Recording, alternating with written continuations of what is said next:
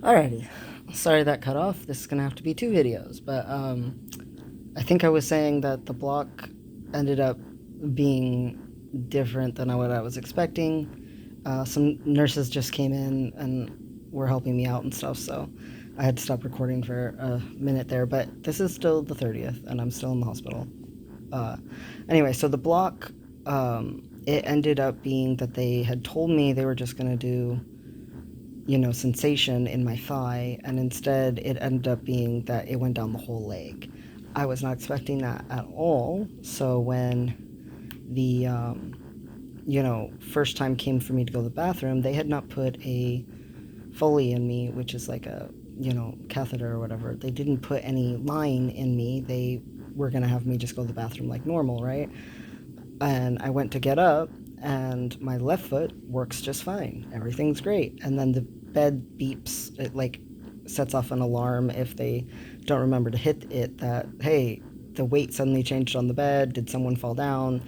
Kind of a thing. So me having ADHD, of course, I got distracted, and I went to put my right foot down, and there was nothing. Like, there was just literally nothing. So I landed on my butt, and because I fell, now I have to wear this fall risk bracelet, and they put pads all around the bed and stuff, and they have me going to the bathroom by getting on this chair that has a hole in the bottom, and they just roll the chair over the top of the toilet, because I can't walk, because my whole right leg is just like completely numb, except for the very top of the thigh, which burns like crazy.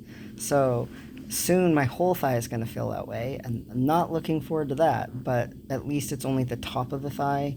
I would say if you ever wore like short shorts, like everything above the hem of the short shorts burns, but everything below that, like, numb, except for my foot. My foot never actually was numb, but everything from like the ankle all the way through till the top of my thigh is just like numb. And so they gave me this block when I was coming out of anesthesiology, from underneath the anesthesia from surgery. And so that was around 4 or 4:15ish yesterday. And so it lasts for typically about 24 hours. So I won't be able to, start getting any sensation in my leg till probably around then.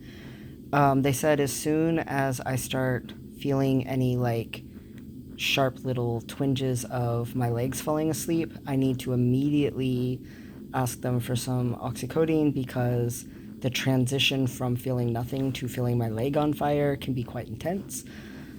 So we're going to start with 5 milligrams and then see how it goes. But the big thing is that my leg is like pretty useless, and so I can't go home.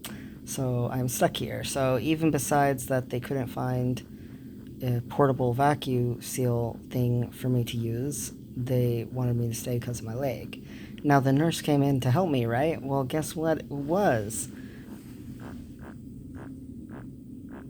I have a portable vacuum seal thing now. She went and got a brand new one because all of the other ones were in use. So, the vacuum seal thing that the hospital had me on, like attached to the bed, it's big and clunky, and it is apparently worth 30 grand, and this one's only worth like 7 grand. I still have to give it back, when I come to my appointment on the 5th, but that's fine. Obviously, I wouldn't plan on stealing like a piece of medical equipment anyway. I mean, they know where I live. That that would be pretty stupid anyway, even if I wasn't an ethicist.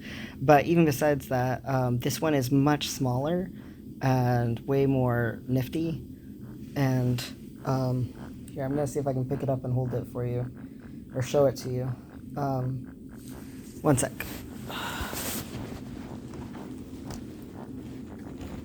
One sec. So, uh, here it is. So this is my little buddy. It is awesome. It actually, this gray part is a sleeve around it, and it's all white. It makes me think of the movie Wall-E. This looks like Eva, except I put her in a little gray jacket. But like the device itself looks so much like Eva. These little buttons on the front, this right here is how charged it is, and it's got 7 days worth of charge. My appointment is on the 5th, so when I leave the hospital, it'll be like 5 days. So it'll be fine. And right now it's charging, so I'll leave with a fresh charge no matter what. And that's what this is. And then this one means that there's a block. If it lights up, a block would be either this thing fell upside down and maybe this little connector right here got blocked, or else that the clip accidentally got closed, or else they call it a, one second, they call this part right here on my arm, they call it a lily pad, where it connects to the seal. So if one of those things gets blocked, then that symbol will light up. And then this symbol right here is the symbol for a leak, and a leak means that something here on this glue, and then they drape it with what they call drapes, but this plastic stuff that's over the glue and over the vacuum seal, that something has not stayed completely tight, and so air is leaking out. So it doesn't mean that the fluid is leaking out, it means air is leaking out. So yeah, this is my little buddy, and it will be spending, time with me wherever I go. It's a lot shorter cord. I was very worried about how long the cord was, because I was like, how am I going to walk when I already am having walking issues? So one sec, I gotta put this back over here. Okay. Anywho, so yeah, this is how things are at the moment. I'm in some pain, but it's like survivable pain. I'm trying not to ask for too much pain medication, because I know for a fact I'm going to be taking some oxycodone later, and when my leg starts kicking in. The plan is that I am most likely going to be spending the night here again tonight, and then leaving tomorrow. But yeah, normally you don't have to stay this long unless it's just pain management stuff. But I had, the complication of the fistula, and them having to not only skin graft the bottom of my phallus, but also skin graft that, and then, the normal skin graft of my arm. And then, on top of that, then they gave me the block, trying to make things less bad. And then, I had the little fall on my butt. The next time I went to go to the bathroom, it was fine. I did a little ballerina move on my left foot. But the nurses were like, you're kind of fast. And I didn't really understand that. The tip of my tongue is still numb. La, la, la. Anyway, so the third time I went to go to the bathroom, that's when they actually put the pads down, because I lost balance, and they very well intentionally tried to put their hands under my arm, and my right arm is strong. I can catch myself. I can balance myself, but I couldn't use my arm because they did that. So I just gently went down on my knee, and then after I asked them to let go of me, I pulled myself up with my right arm onto the chair just fine. So it's not really a fall, it was an almost fall, but still doctors had to come check on me and all this stuff, and now there's these like floor pads, and yeah, anyway. So yay for being a fall risk, I guess. Not, that's a sarcasm. Um, I've been telling jokes and stuff like that, and the nurses are all still enjoying that about me, and they still like my high spirits. Some of the nurses are the same nurses, and they've been like, and so that makes me feel really like touched that they remember me, and they even remember like things we did together or things that I liked. And they've been like, oh, you liked it this way, right? Oh, are you still doing this? And so I find that very like endearing, like that's really touching. So thank you to the nurses, even though they'll never watch this video, but there is still a lot of blood coming from the cut up capillaries on the thigh.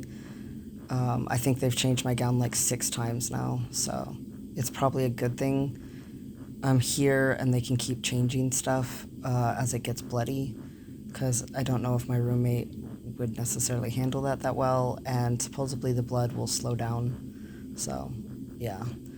But I have not been getting all nauseous and stuff the way that I was after my last surgery. I've been eating just fine, so that's good. They do have me on restricted carbs, though, while I'm here for this, um, which is fine. I haven't had any issues for that, but I also have been drinking ginger ale just to be on the safe side to avoid nausea, because ginger does help my stomach to not get nauseous in general. But yeah, I'm here in my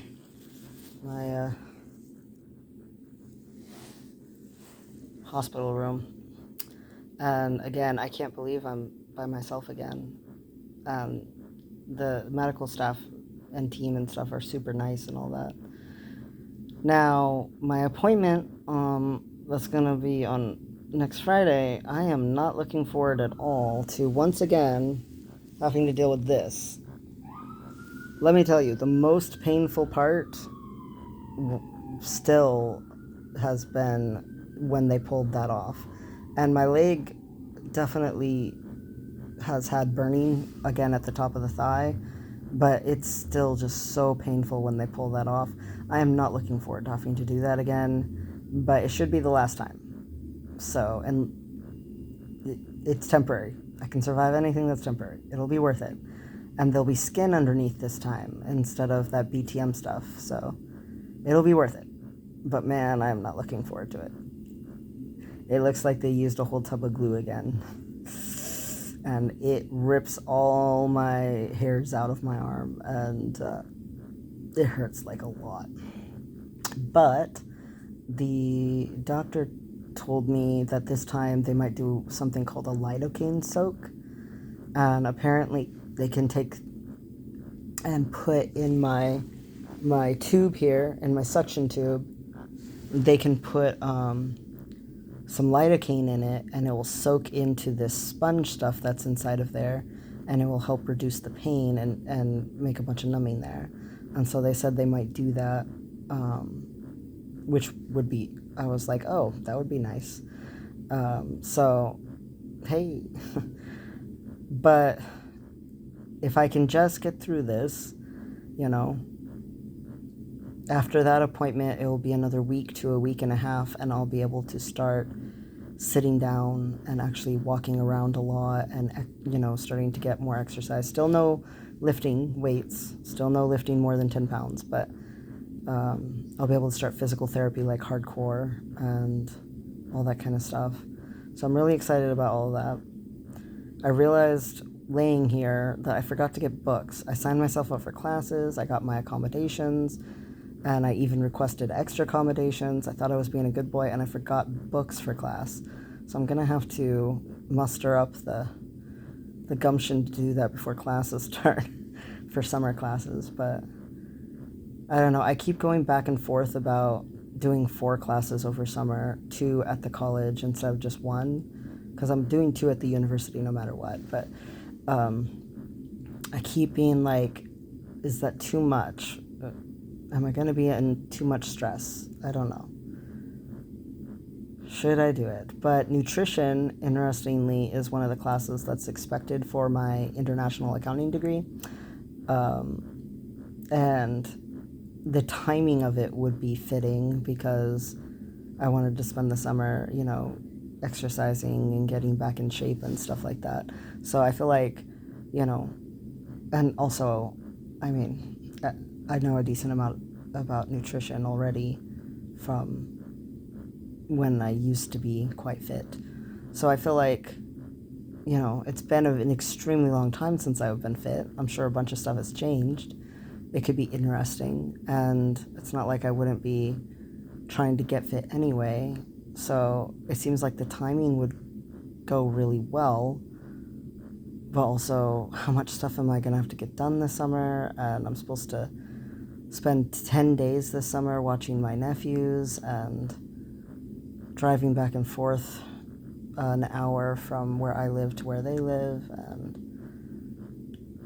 dealing with some legal stuff and with I don't know. And then, of course, recovery and physical therapy, and I'm dealing with all this emotional stuff with therapy, and is 3 classes already a lot? Because summer classes are more compact because there's less weeks to get things done, but they still want you to learn the same amount of information, so it's more work for summer classes because of that. I don't know. I keep going back and forth about it. But I'm hoping that the little surgery that has to be in between could maybe happen in August, because summer classes will let out and it will be not yet starting of, fall quarter. And maybe I can get that done, but I don't know how long it takes. I have to talk to my urologist, because he's going to be the one who makes that decision about the fistula and fixing it. So, hiccups, complications, but yeah, such is phalloplasty and such is life. Anyway, I wish I had more clear planning capabilities, because at some point I still need to sign up for my internship stuff too. The joys of doing all of this while in college. Anyway, I think that's it for now for this recording. I can't think of anything else like exceptional or special or anything to say about the phalloplasty. Except I did thank my surgeon. I thanked him to his face. Thank you for remembering everything I wanted from my phallus and giving me such incredible results and everything. I made him glossy-eyed. And he's like, I gotta focus on surgery, kind of an attitude. He was like, I can't be getting teary-eyed right now. But that made me feel good that he seemed so touched, So, thank you to my surgeon, even though he'll probably never watch this video.